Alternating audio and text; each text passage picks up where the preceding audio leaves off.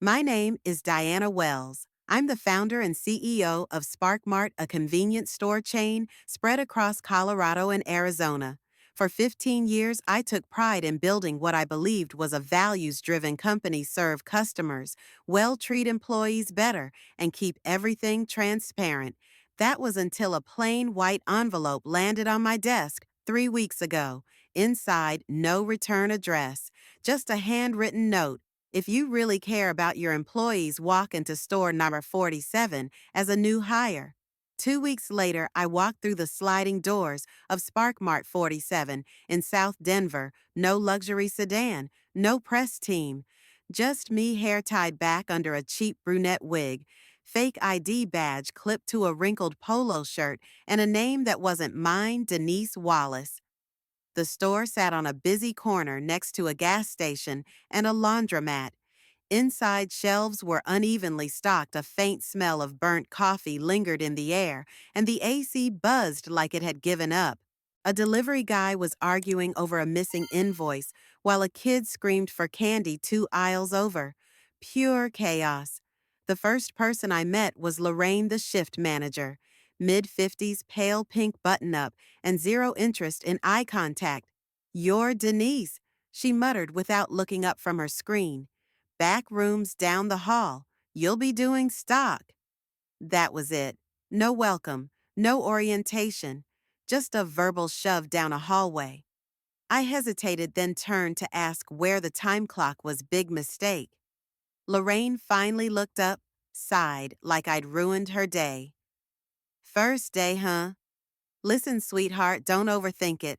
Just follow the list, keep it simple, and you'll be fine. We don't have time to babysit." And just like that, I was invisible.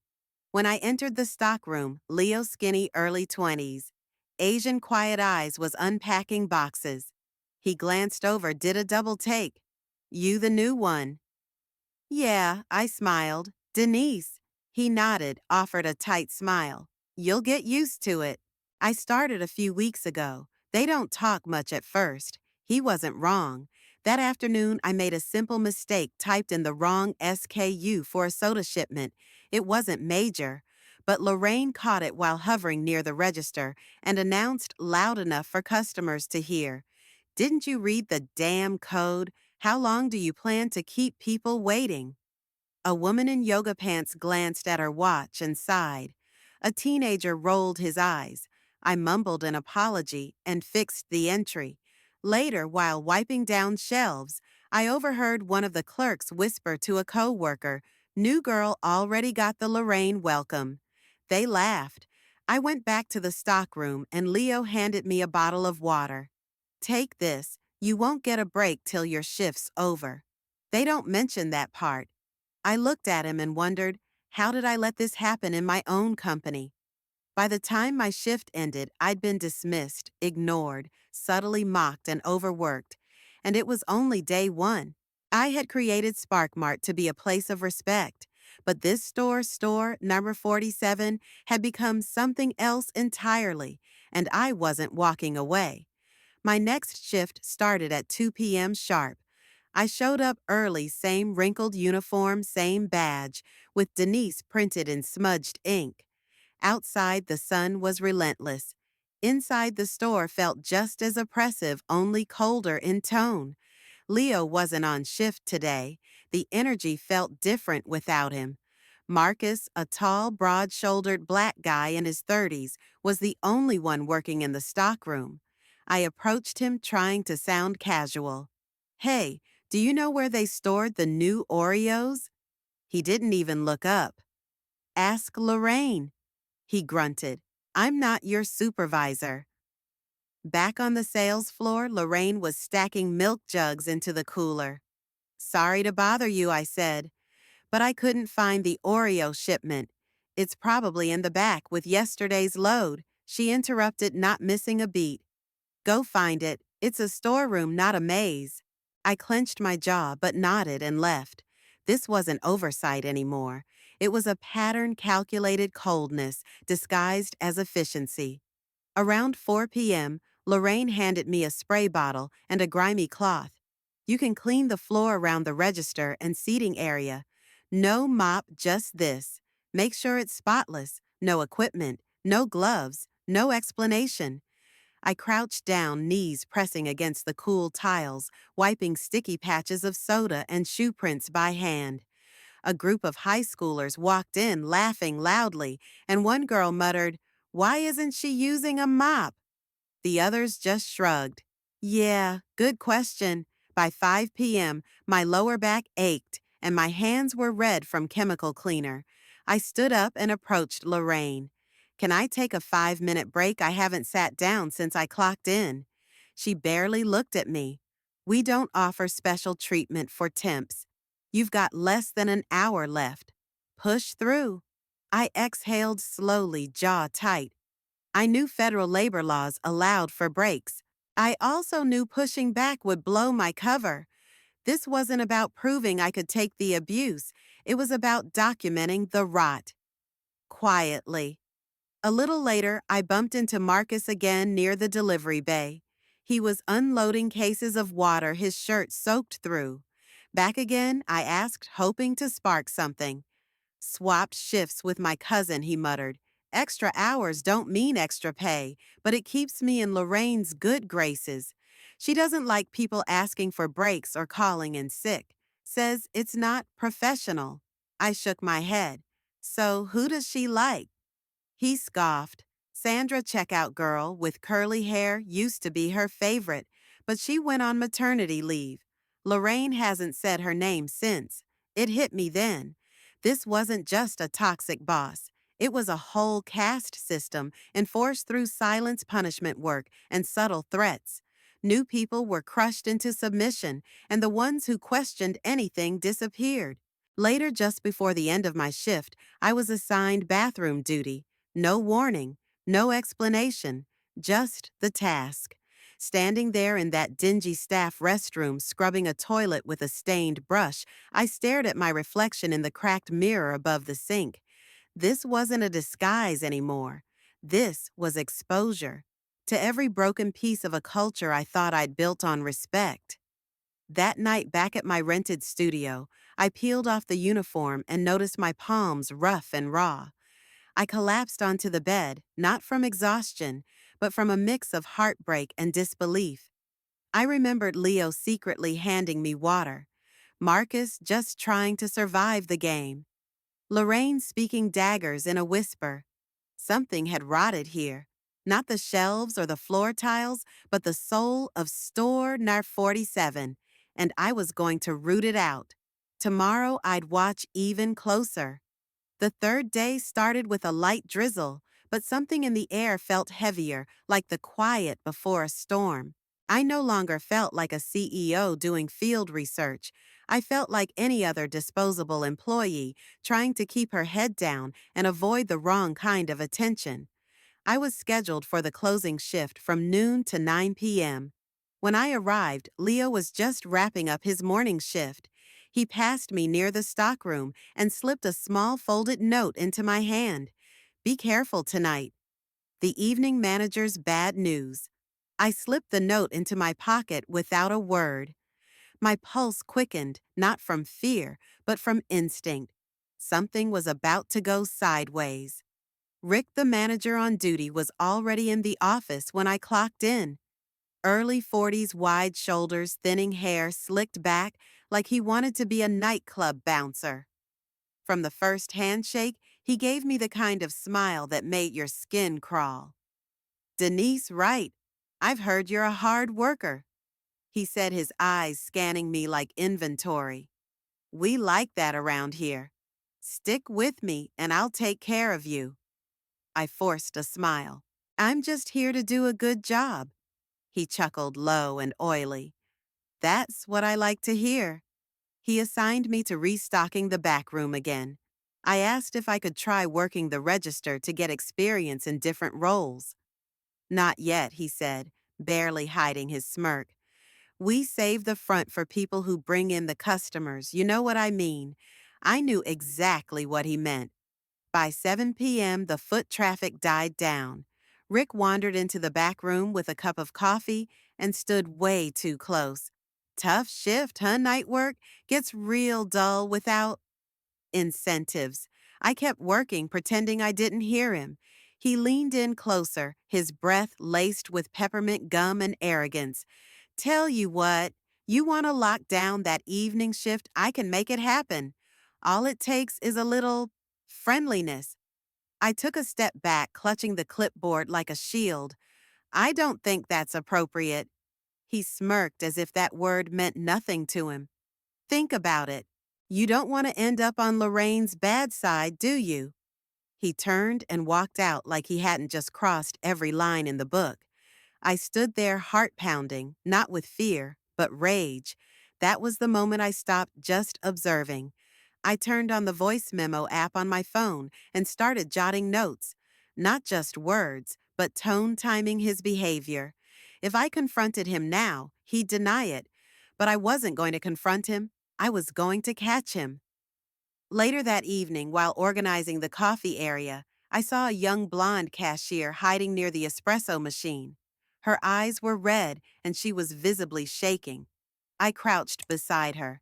Hey, you okay? She wiped her nose, shook her head. Rick. Again. He won't stop. He makes these comments. I told him to back off once, and I got stuck on double shifts for a week. I kept my voice steady. Did you ever report it? She laughed bitterly. To who HR? He's got people up there who owe him favors. Last girl who filed something got transferred an hour away and quit. I need this job. Her voice cracked on that last sentence. I made a mental note of her name and asked if she'd be willing to talk to someone anonymously. She looked skeptical. I didn't blame her. Later, I requested to clean the overflow storage in the back, an area with known blind spots in the camera system. I set my phone to record and went about cleaning. Sure enough, Rick showed up asking if I needed a strong hand with the heavy boxes. I played along just long enough to let him talk. And he did more than enough. By the time my shift ended, I had the audio I needed.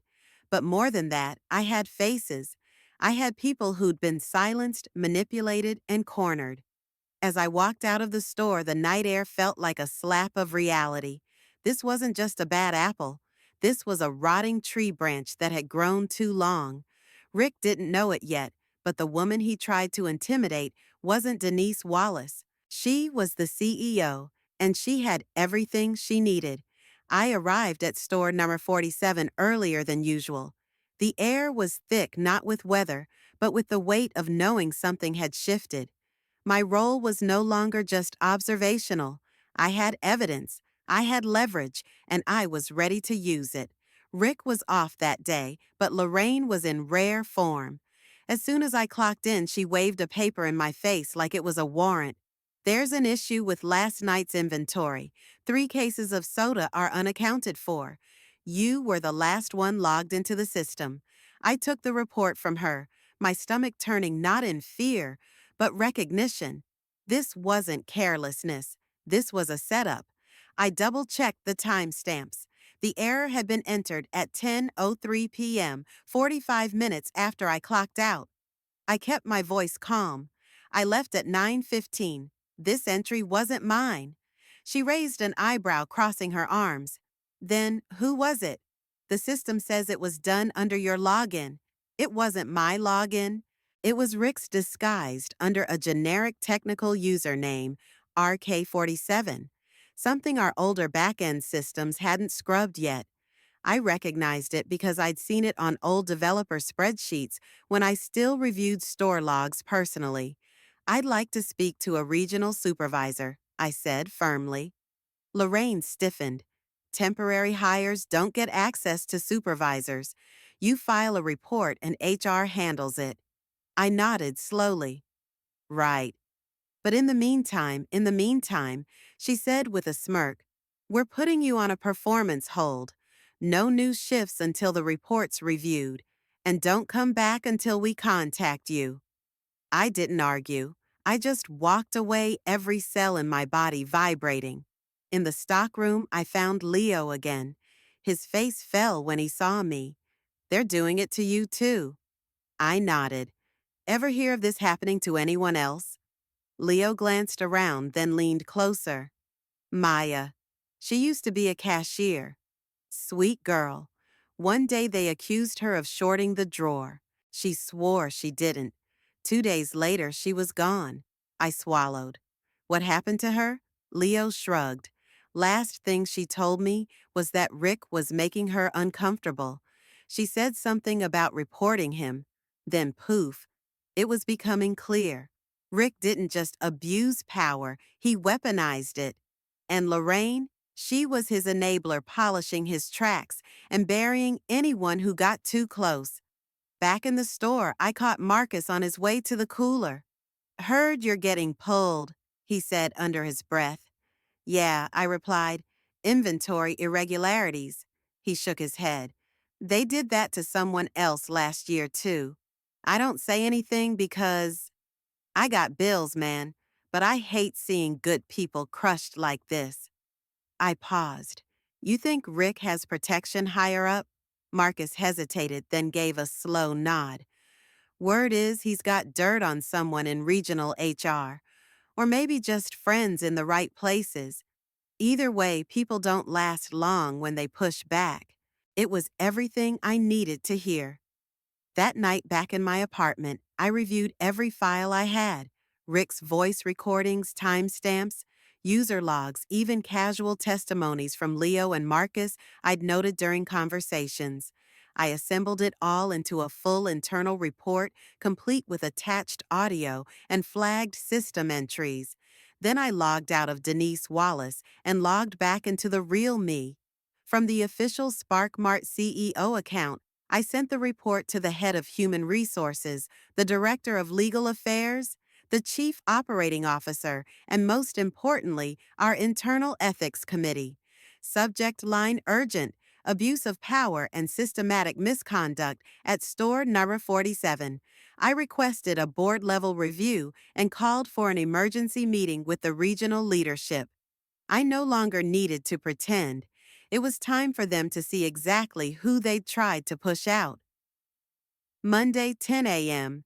The main conference room on the fifth floor of SparkMart headquarters was full: regional managers, HR executives, legal counsel, and my senior leadership team. I sat at the head of the table in a black suit laptop, open every piece of evidence ready to be shared. And then they walked in Lorraine and Rick. Lorraine scanned the room confused. Rick froze for a split second when our eyes met. I gave nothing away. Dana, our regional HR director, opened the meeting. "Thank you all for coming. Today's agenda is a misconduct review concerning store number 47. CEO Diana Wells has conducted a direct, unannounced assessment and will now present her findings." I stood calm but firm. Over the past 8 days, I worked undercover at store number 47 under the name Denise Wallace. I stocked shelves, cleaned bathrooms, was denied breaks, ridiculed publicly, blamed for mistakes I didn't make. I paused. And I witnessed abuse of power so deeply ingrained, it's hard to believe it existed in a company I built. I hit play on a recording. Rick's voice filled the room. "If you want that evening shift, I can make it happen. All it takes is a little friendliness." Gasps. Dana looked horrified. Michael, our COO, leaned forward and folded his hands. Rick stood, voice shaky. "That's edited. That's not real. I don't remember saying anything like that." Dana cut him off. "The file has been verified. Original source. No alterations. And multiple employees have come forward to report similar behavior before they even knew we had audio." Rick sat down, face draining of color. I turned to Lorraine. "Your office computer was used to alter system logs and reassign inventory entries under a technical account we've since traced back to Rick's old login. That happened at 10:03 p.m., well after my shift ended." Lorraine's face tightened. "Anyone could have used my system. That's not proof." Michael slid a document across the table. "Security footage shows you alone in the office at that time. No one else accessed the machine." The room was silent. Standing again, I looked around. This isn't just about two employees. This is about a culture we allowed to fester. a place where fear replaced feedback, where silence was safer than speaking up. I motioned to Leo and Marcus. Both had been invited as witnesses. They stood quietly near the back of the room. I'm proposing immediate suspension of Rick Davis from all roles pending legal investigation and transfer of Lorraine Matthews' file to Compliance for Ethics Review. Their access is revoked effective immediately. Rick exploded. You can't just erase me like this. I gave this company 10 years, Michael answered coldly. And you used that time to intimidate, manipulate, and damage our name. You're done. Lorraine looked at me, eyes hard.